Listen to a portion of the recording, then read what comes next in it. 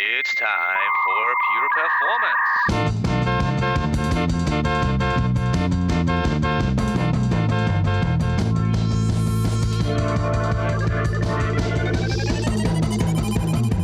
Get your stopwatches ready. It's time for Pure Performance with Andy Grabner and Brian Wilson.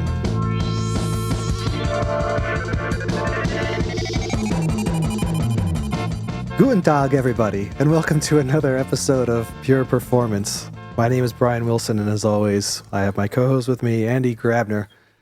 Hi, Andy. I went with Spanish opening last time, so I can't speak more than that in German, except for a couple of words that I might not want to say on the podcast.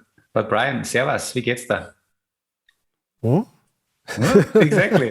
Well, I'm pretty sure our guest understood what I was just saying, but at least, good try with your opening. That's awesome. And I got to say, because we didn't do it last time, and I think it happened in between, so obviously this is way in the past already. It's already way in the past now, but I want to congratulate Austria on Italy beating England. Yeah, because that means we lost against the Euro Cup champion. Yes. And that's the only reason why we got kicked out early. Exactly. So congrats to that. I know you were rooting for them for that exact reason. And when I saw that was going on, I was like, hey, Andy will be happy for that. So congrats to that. Thank you.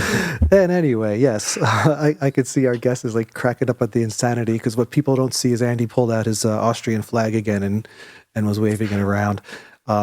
Yes, it's that kind of podcast. So anyway, since we were talking about our guest, Andy, would you like to introduce him? Yes. Yeah, of course. And I would actually do it in German quickly. Servus, Michael. Danke, dass du hier bist. Und I guess I will switch back to English because otherwise we lose a lot of people. But I would love, Michael, for you to introduce yourself. Michael Friedrich, Developer Evangelist at GitLab. I think we crossed paths a couple of months ago, or maybe it's been longer, around our Captain project and then the stuff that you've been doing. But maybe for the world that is listening in, a quick introduction, who you are, what makes you, what are you passionate about, what are you doing these days? And then we jump into the topic, which I will introduce in a second. Perfect, thanks. I'm really passionate about like monitoring and all the ops stuff, which brought me into the Captain project, which you do at Dynatrace, or like you sponsored it and donated it to CNCF. And the path to monitoring is actually, I started studying in Hagenberg at the University for Applied Sciences, hardware software systems engineering. So I wanted to learn how a computer works, because I didn't really know, and like the turbo boost button on the 468, like you get 66 megahertz instead of 33, was like, that's interesting. I have no idea how this works, and my teachers couldn't tell me, so I went to go study. And at a certain point, I moved to Vienna in 2005 to learn to write my diploma thesis and do my apprenticeship at the Mobilcom Austria, which is a telecom provider. And so I learned about NFC, but it wasn't cool back then because there was no mobile devices. So for my diploma thesis, I moved into Linux and video streaming and audio streaming stuff, which also brought me into the biggest student storm in Vienna, doing network administration and also a little bit of monitoring Nagios back then. It was not really nice to use, but nothing else was there. And so I was like learning a different world, because my studies was pretty much Windows. And when I applied for a job at the University of Vienna, the computer center, Zentraler Informatikdienst, I was learning DNS. This is why my nickname is DNS Michi, because I pick it by job or by my role. And I said yes in a meeting around, like, can you add an Oracle backend to Nagios? Because I had installed Nagios before, but I didn't know Oracle. So I learned Oracle as a database. Coming from my C++ background on Windows, I needed to learn how to code C on Linux or Unix, which is an interesting experience. And so the whole learning journey goes on and on and on. And at a certain point, I wanted to do more. And I joined the Isinger project back then on monitoring, being an Argus fork. And in 2012, I moved to Nuremberg for that reason, making it part of my development job. And after a while, turning back time a little bit into the future, I also figured that like teaching something which I learned is super interesting. So I did start trainings, and this also involved the Git training, later a GitLab training. And so I got in touch more with GitLab, and this like brought me into, hey, what is a developer evangelist? Oh, that's different. I can do podcasts, meetings, events, talks, sharing the things I'm passionate about. And I'm not only like doing the developer experience stuff, but I'm also focusing on the ops side of life, which brings me back into my monitoring love, basically, and observability and SRE and all the fancy things. And this is basically my story, which like brought me into an all-remote job now. And it's been 17 months now. So roughly 1.5 years. Time is running fast, especially throughout the pandemic, of course. But I think we adjusted to virtual events somehow.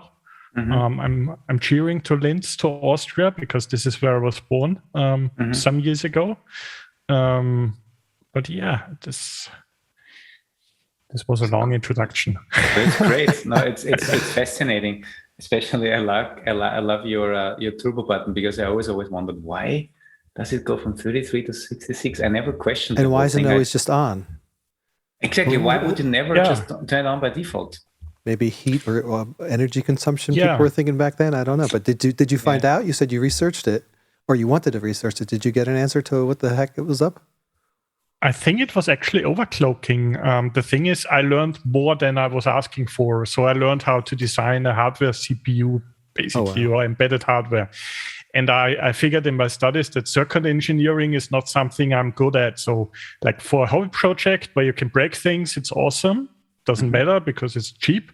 But if a customer gives you 100,000 euros for designing an FPGA or ASIC, and you basically it doesn't work, or you forget something, you can't just fix it in hardware. It's there and you need to throw it away. And so I decided I'm moving on in the software area, with later like changing into a network administrator ops side. And potentially I know too many things, which I've learned in the past 15 years. That's also one of the reasons why I said, okay, development is nice, but I'm changing more into the role of an educator. I'm still doing a little development, learning new things, but I'm like providing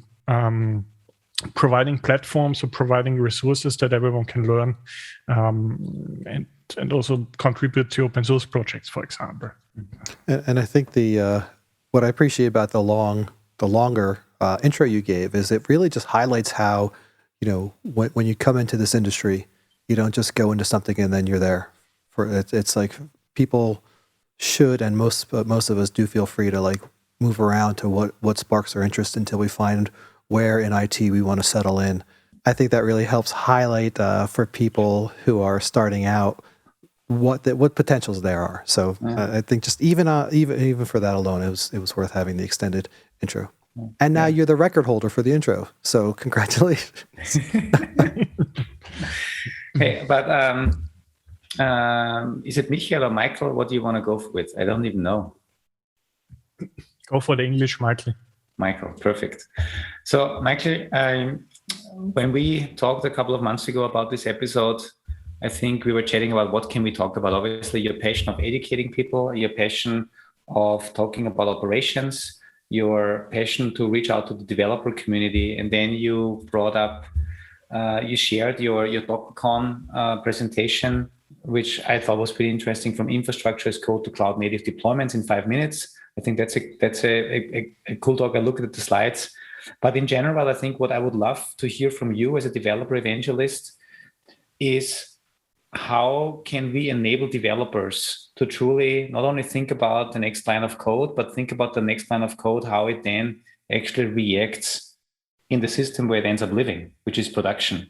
So what can we do as evangelists? What can we do as advocates? What can you, Brian, and I do to really make sure that the next generation of developers or the current generation of developers really thinks beyond what happens on their workstation, whatever that may be? And I know you have a great talk where you, I think, walk through different steps. But kind of let's dig into this topic, because I think we have a lot of folks that need to run systems in production. They need to take care of monitoring. But if we are educating folks on the very shift left side of the house to really build systems for that, then I think we will help everyone along the value stream. And so would just love to hear your thoughts. Where do you get started? How do you educate developers? I think you're overwhelmed by the many tools and the many possibilities you have. So like when you're starting your journey, someone says run a Kubernetes cluster, and I'm like not interested in that, because it's like it doesn't really matter where I'm deploying the software right now. I shouldn't be obligated to think about this in the beginning of my journey. I should have the tools and the abstraction layers which make it easy to, for example, learn a new programming language, or learn how to use Docker, or learn how to use containers in a relatively simple setup, but provided as like self-contained learning course or something like that. So it's easy to consume, and you also can have the 5-minute success. So it's like you want to see something break and then fix it. You don't want to see something green that's kind of boring. And so one thing I did in the past was like, how do I approach, for example, CI/CD? What is that? Let's start with the CI part, because the CD part is like, it's still a little afterwards. Of course, you can combine it and there are discussions around it, but when you're starting out, it's too complicated in my opinion. And I'm also leaving away, like, it's not Kubernetes, it's not AWS, hypercloud, whatever. You just want to run it somewhere at a certain point. And you also want to test it. And it potentially should be just the same, only a different environment, basically. Because if you need to think too much into the ops direction, it's just like it blows your mind and you feel blocked. And this is something I also felt many years ago, not knowing where to start, or just saying, hey, I'm not really sure if I can learn Python, for example. But if you have like a mentor, or you have a friend, or you have a team member who is able to do it, and you can like find a way to learn that together, this is like a great possibility. And one of the things we used was, I think it was Cloud9 back many years ago, as an online collaboration platform, and we could like code live. In the end, we were sitting together in a meeting room on the couch, programming on the TV screen. But yeah, we actually tried it to do it in that way, and this was fascinating because we didn't need to install anything locally. And there was no like pip install and then it breaks because like version 2 or version 3 of Python and so on. And Docker was not really there yet, basically. Vagrant boxes became a thing, made it super easy or super convenient to test something. So you have a base image, you don't need to install VirtualBox and figure out how to install Red Hat in there from an ISO image where you have no idea where to get it. This is the past, hopefully, but it made it more approachable. And the Vagrant provisioner installed all the dependencies, and when you, especially when an existing team got a new team member, the onboarding process was like, yeah, here's your notebook, here is like maybe a document, maybe something, and then read the documentation of the tool basically to install the dependencies. And this if there is documentation. I wrote lots of developer documentation back then because the onboarding was really hard with C++ and stuff like that. But like keeping an eye out for documentation, for making the process of others easier, and also providing a platform where it's easy, where just you fire up something, Docker Compose up, or Gitpod, for example, in the cloud as an IDE, or any other tooling. There is like 100 or competitors, I think, which provide these server runtimes. Like, try it out in an easy fashion, and even if you don't have access to a high-performing locally MacBook or notebook, you can still run it in the cloud somewhere. And sometimes, or oftentimes, it's for free because they have a free tier. And this was like one of the mind-changing things in my journey, that I was like, oh, I don't need to focus on the local dev environment. I don't need to learn Docker. I cannot remember the add and copy thing, or like what is the syntax to expose a port?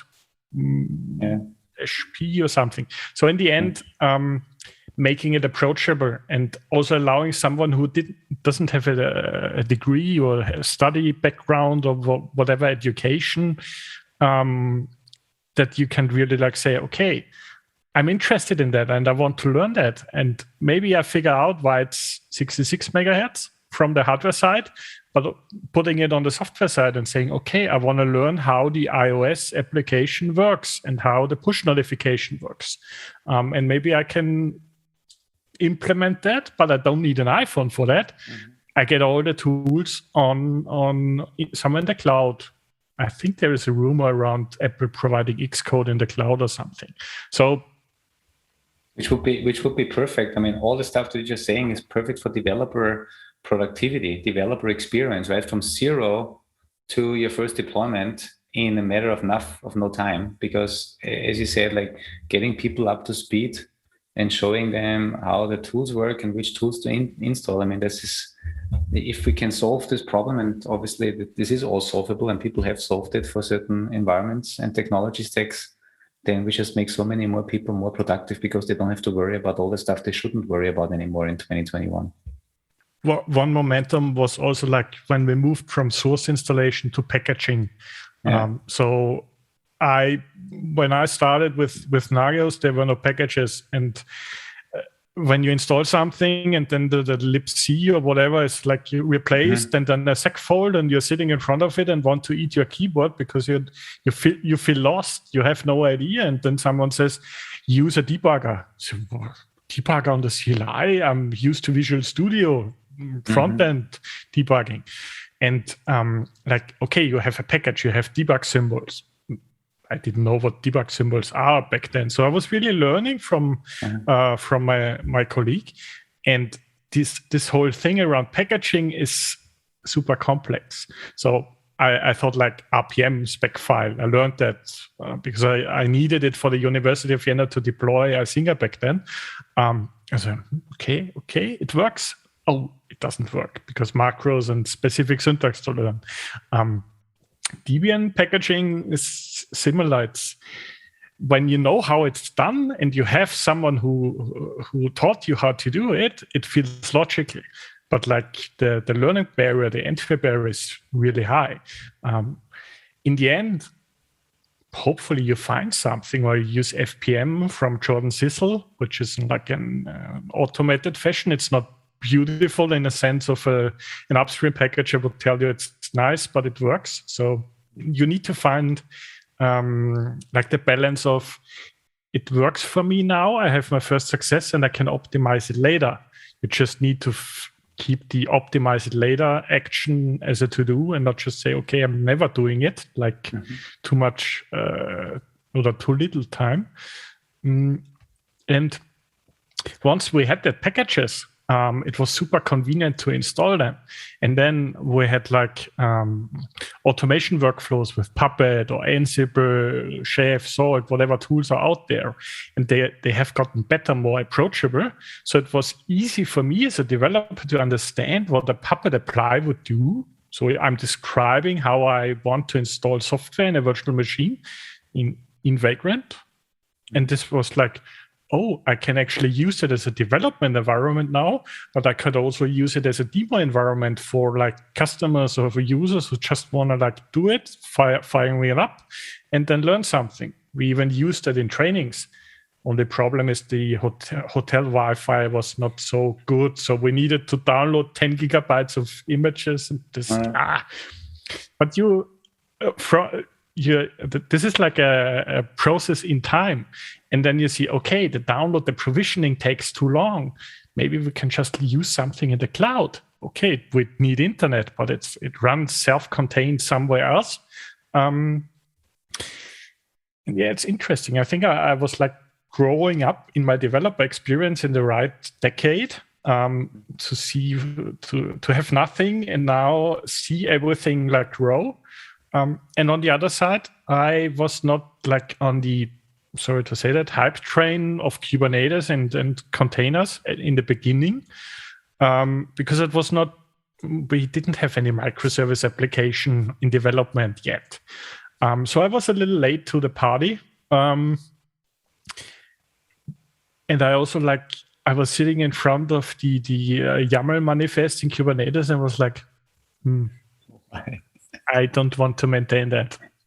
And then someone said, yeah, but you actually need to install that. I said, I have ingress controller, CRD, whatever thing. I just want to use it. And I don't even want to write the YAML, to be honest. I want to copy paste it from somewhere. And I don't need to imagine how a developer feels. I feel it myself because I was sitting there, I think last year or 2 years ago, and yeah, it looks interesting, solves totally my problems, but I have no idea where to start. And I have a Udemy course or whatever online course to learn Kubernetes. I didn't finish it because if you're learning alone, it's boring at a certain point. And one of the things I found out is trainings are nice because you can learn in a small group, like being a trainer and teaching someone else. But still, it's custom and enterprise. So training for community members is oftentimes at a meetup or giving a talk or something else. So I started to create my own mini workshops and mixing talks with workshops and stuff like that. And since we cannot meet currently, I made a weekly tech coffee chat into a meetup, which I call the Everyone Can Contribute Cafe. Started out in German as a Käffchen, which a German word, not an Austrian word. And from there, we met friends, and I met people, or I know people who are Kubernetes experts. And I said, well, can we just do a session on Kubernetes in Hetzner Cloud, for example? And we started that earlier this year. And from there, I learned so much from seeing things break, seeing different opinions, like the vanilla Kubernetes versus K3S and the other variants. That my ops and developer heart was oh, that's actually not so complicated as I thought, and now I can try it out and even think about, for example, monitoring. How can I monitor workloads in Kubernetes? How does this you have the big picture always in your head, but if you don't try it out, it's always marketing. It will always sell you something and you can't believe it. But maybe, it doesn't. You never know if it really solves your problems. And I think this is an interesting journey. It reminds me of what you were just talking about with your everyone can contribute, and I will definitely link to it, to one of the reasons why Brian and I love doing the podcast so much, because we learn so much from all of our guests that we would otherwise either not have the time or never thought of, but really learning topics. And then in your case, with everyone can contribute, as you explained with Kubernetes, I think it's also great to see how people then interact with the terminal, what they do and how everybody works, the little tips and tricks, the little tools. Oh, this is a command line I didn't even know that exists, and blah, blah, blah. It's just fascinating to just learn from others. Yeah. It's also interesting to see the trends that occur, because we've been doing this podcast for many years now, and when we think about what we see coming in and out, there's these trends that at least I'm sure Andy notices them too, because Andy's the summarator. But the one trend I'm seeing, and I'm hearing it from you as well, and I've been bringing this up on a bunch of the past shows, Andy, is again the what Cloud Foundry was trying to do in the beginning was make a system like people are trying to do in Kubernetes now. And Cloud Foundry, maybe they were ahead of the game. Maybe it just wasn't robust enough. Who knows what reasons why. But now it seems like everybody's trying to make, abstract the toughness from Kubernetes and make it so as a developer, you could just go ahead, write your code and push it in and be done. And it's just an amazing thing. We were hearing it from, these concepts from you, we're hearing it from a bunch of other people.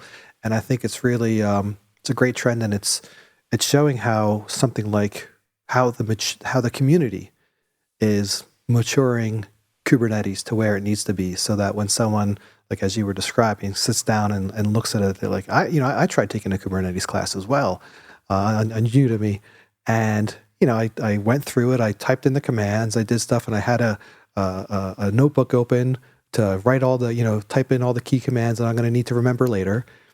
And I'm like, oh, I still don't even understand why I'm doing all this, especially because I'm not a developer and I'm not deploying code, but I wanted to get familiar with the concepts. I'm like, but this isn't teaching me the concepts of it, So yeah, it's definitely frustrating in a lot of times, but it is great to see the growth of it. It's great to have that experience, to say, oh yeah, I deployed Kubernetes on bare VMs without AKS or anything like that. Sure, I did that once.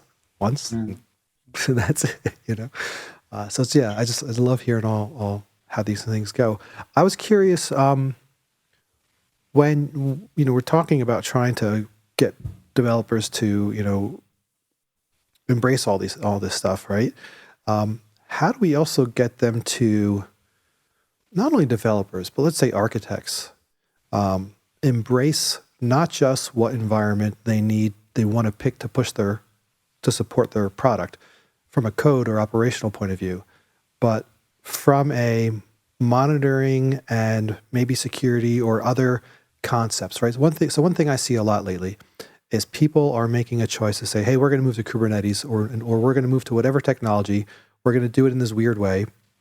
And then afterward, they start looking at, okay, now we need to start considering monitoring this environment, and we need to start thinking about security for this environment. And when they go back and look at it, they realize it's really hard to do those in the environments they chose because they didn't think of it while they were thinking about what they wanted to do. So with the idea of getting developers to think about pipelines, getting to think about all this other great stuff, how do we then get them to start thinking about everything else when they're making these choices?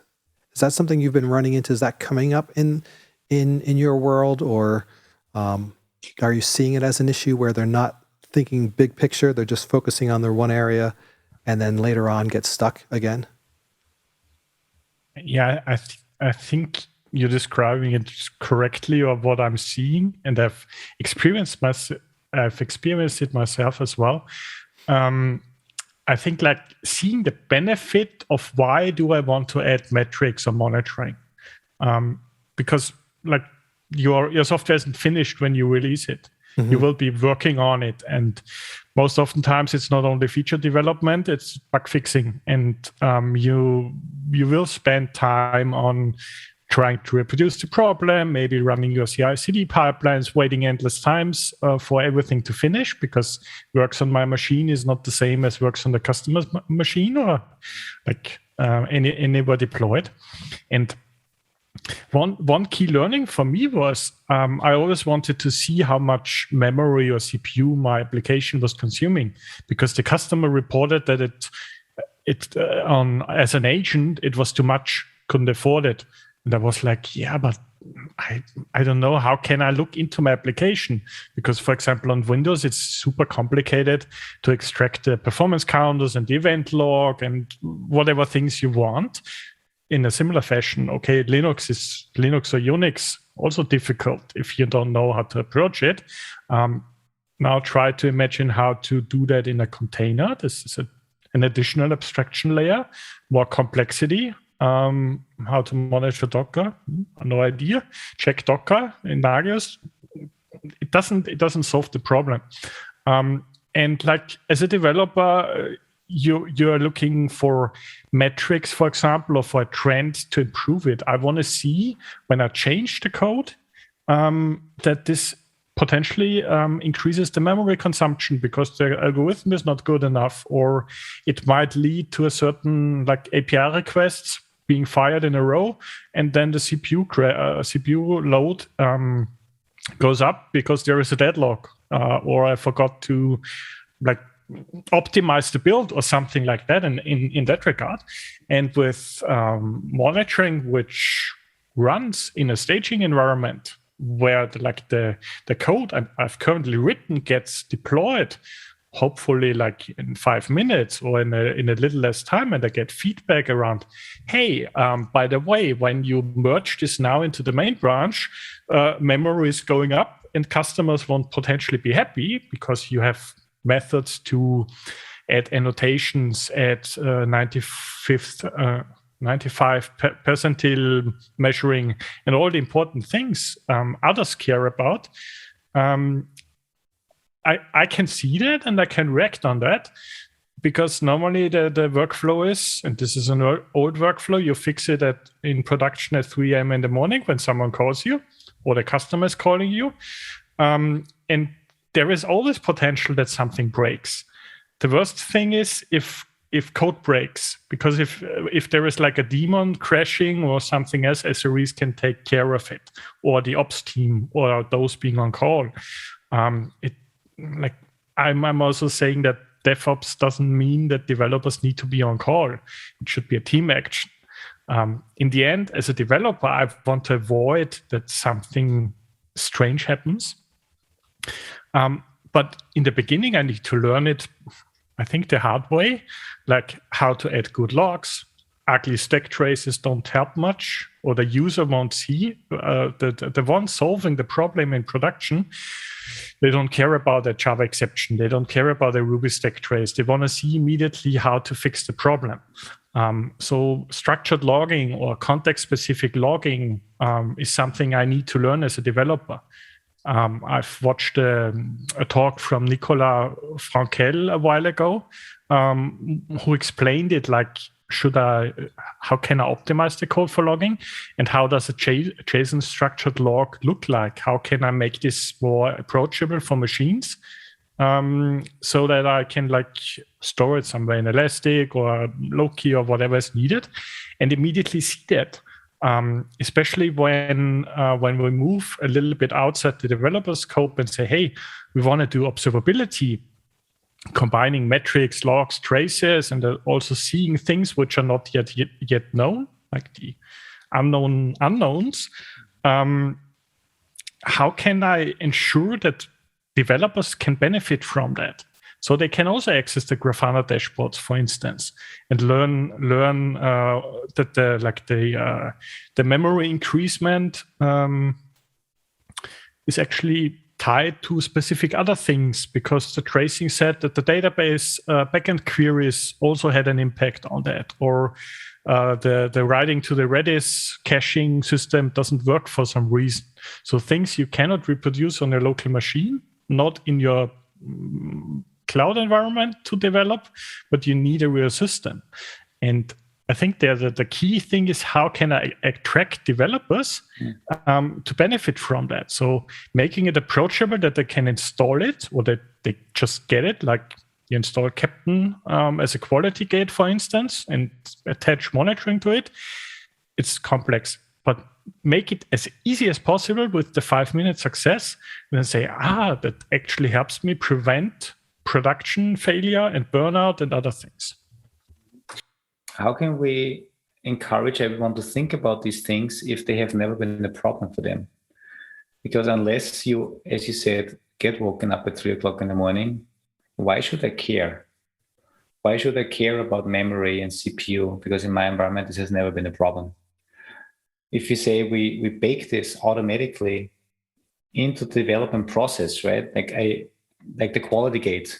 If we just like as we do test-driven development, we should also do, quality gate-driven development, SRE-driven development, ops-driven development. I think we need to bake these basic concepts into our processes. The tools that we will use for delivery, for CI/CD, they need to just have these checks. And if you are creating new code and your code is consuming far too much CPU or memory, then what we assume by default, then you should not even be able to then deploy it anywhere. But my question really is like, how can we? Have you found out a way how you can make monitoring and all these things more attractive to developer by default, or is the only way really to just provide the tooling out of the box as part of the developer experience, or do we have to let them fail at least once and then they realize it's important? I think like not only selling monitoring for failure, but selling it in a way of saying, hey, you can provide proof in your documentation that this is the best performing application, or this is a business advantage for you, and you might get like an incentive for that because you did provide good work. So like making it a team effort and motivating the team and saying, hey, if you increase the performance by, I don't know, 10% every month, there is like a bonus, or there's something else in that regard. So making it attractive. The other thing is if you're working in open source and you rely on good feedback as well, performance always is like everything which costs money for someone, compute resources or locally.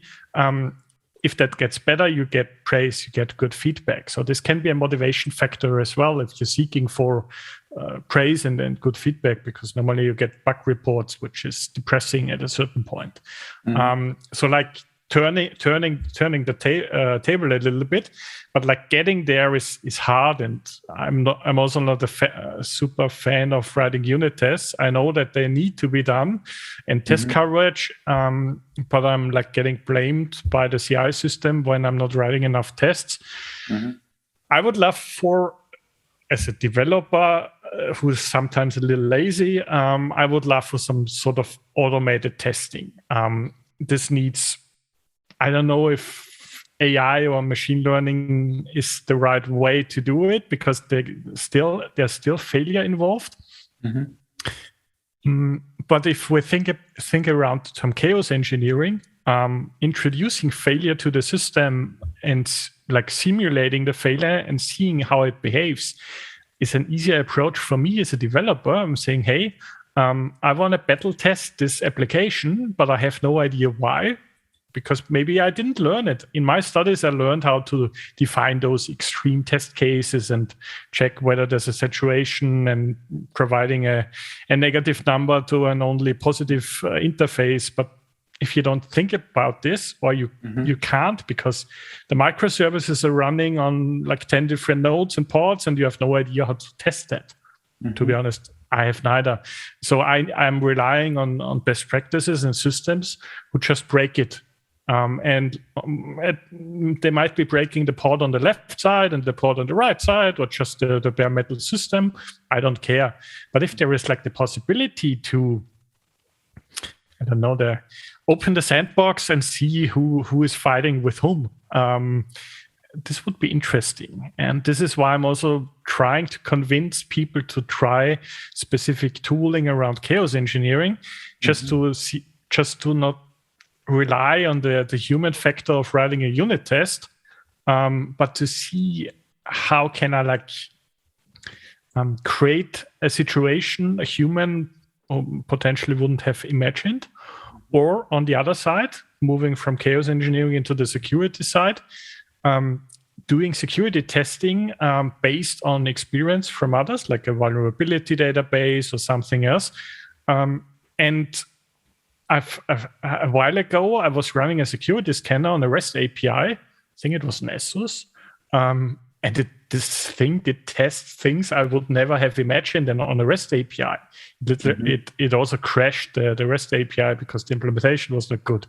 But this was an interesting experience because this was running on Windows, and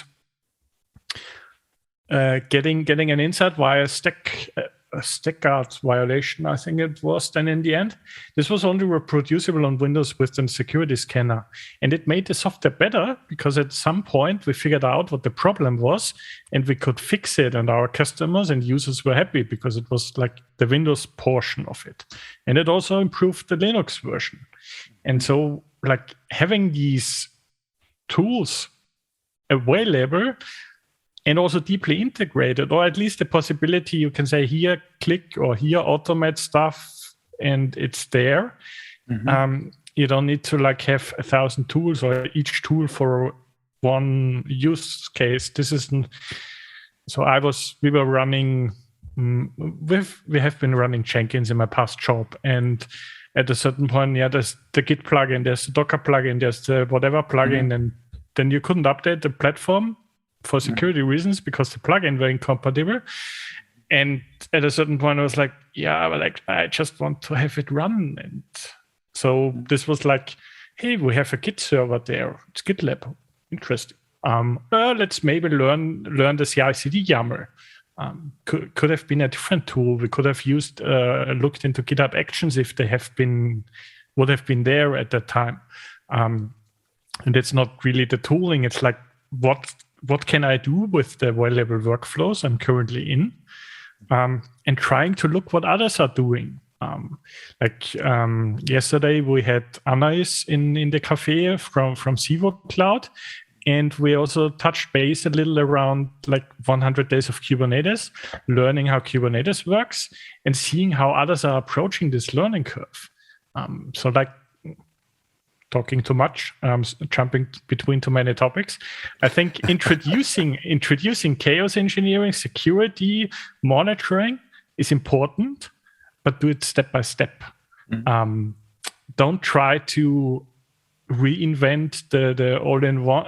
If there is a platform providing it, it's nice. But if you're trying to learn it, you need to do it step by step. Cannot enable everything and say, hey, problem solved. It's a learning journey. You need to invest time. You need to convince your manager that you need to invest time, and providing the results and saying, hey, I can prove you that the next release is more stable, has performance improvements. By the way, here's a chart, PDF, generated report, have fun. This is my thinking of optimizing the steps. And then you get the time, and I'm here to praise and teach that way. Now, one question I had on that, though, was, are we asking developers to do too much? Because that's a real tall order for developers to start thinking about. Even as you mentioned, you don't want to write the unit tests, right? Which means you have to then, even if you're going to write a unit test, you have to think about performance considerations. If you're going to start thinking about security and understanding the scans, would a better approach maybe to have a more well-rounded team where you have an actual performance engineer, someone who's in the security realm on the tier, who work hand in hand. So you write your code, it goes to them, they start applying the performance engineering practices. Maybe they're even doing the unit tests because that's more their area of expertise. So that just like as a developer wants to focus on writing and publishing their code, they can still do that. And while it's important for them to understand what they're writing for and their goals are, working in a team, they're seeing the results, they're seeing what that team is doing. But I just think scaling to have all engineers wear all these hats, it's asking a lot of people, I mean, it's, to me, it just sounds like a lot for a developer to try to tackle. I mean, it's hard enough to get yourself out of a loop, I guess, sometimes, but, or am I missing it? Like, yeah, what? No, it's a trend I'm seeing myself. Like, developers need to learn everything. And at a certain point, you're burning out from that, because as a developer, you're basically becoming a DevOps engineer or DevSecOps engineer, whatever you may call it. And the thing is, the persona is just a single person, or it's like a single person team doing 3 different things, or like 10 different things. And if that's not clear by management and leadership that this should be actually 3 people on the team, they easily burn out from that. So I think we are at a certain stage where so if you're looking into tracing or like open telemetry and things like that, you need to understand the SDK. You need to learn how to instrument your code. I really like how that we are getting better at it, but I'm currently sitting in front of it. I'm saying, I don't want to do that. It's just, it's too complicated. And the problem is we have 25 or 50 different programming languages. So maybe it's not available for my language right now. Is there another way from the outside? Maybe not, because software architecture, software evolved over time. it's difficult. You cannot always like have the in-memory debugger with an LD preload or whatever thing gets done.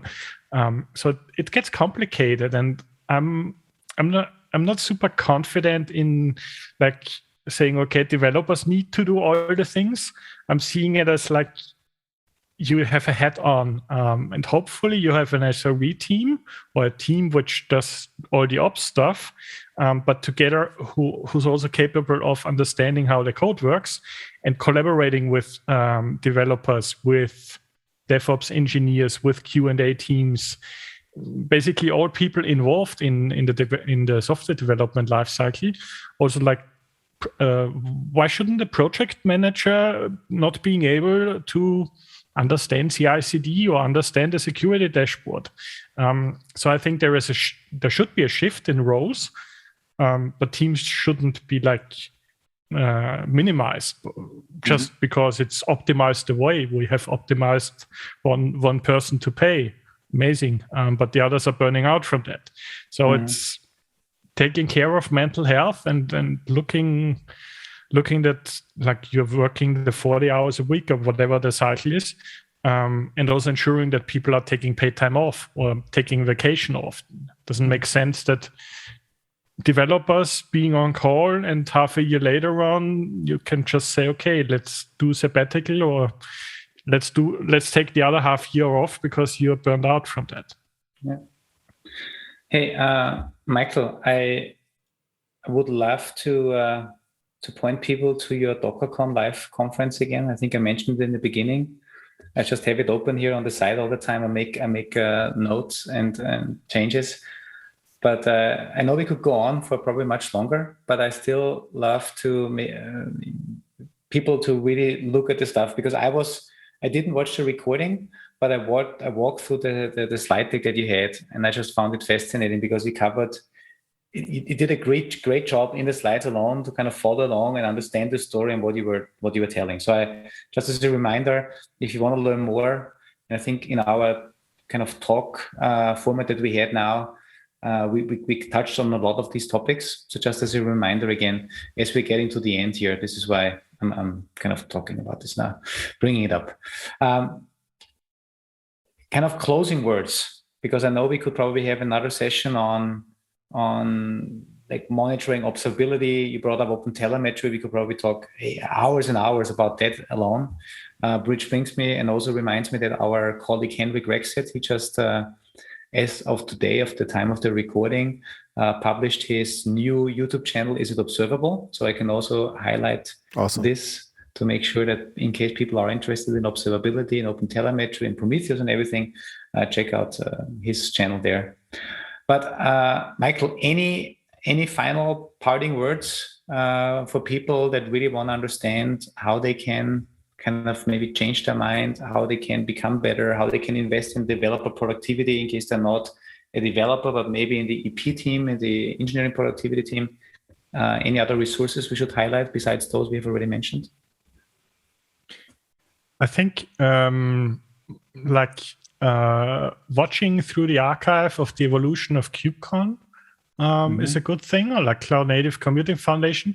Not the marketing talks, the use cases where you can follow the journey, you can follow the mistakes being made, you can follow what tools are out there. So there is a lot in the CNCF landscape, and like focusing on specific building blocks, or like Lego bricks, if you want to call it like that, totally helps. So if you're looking at Kubernetes, pick, for example, K3S because it's simpler to start with. If you want to look into monitoring, choose Prometheus, and so on. So like try to keep it as simple as possible. And I would say just, also talk with others. If you have the possibility, right now meetups are a little complicated, or in-person events, but try to join communities, YouTube channels, specific, like you can also join the Everyone Can Contribute Cafe. Just ping me, hook me, send me a DM on Twitter, and we can just make it happen. Like learn from others, and also do some not pair programming or pair debugging, but group debugging.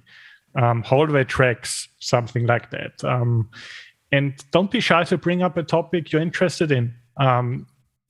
If there is like something new to learn, it's like, oh, it's a new programming language, a new tool. We totally should try it out. And in the process of trying it out, we can send back documentation patches, write a tutorial, continue. And like learning together is amazing. And this is what I would encourage everyone listening.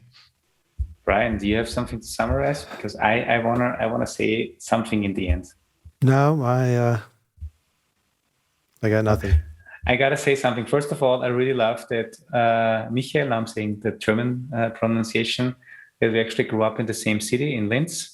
I have the fortune now that I can walk outside after this recording and go over to the Plasterspektakel that you probably know, and they have a little food festival, obviously in smaller scale because of still the COVID restrictions.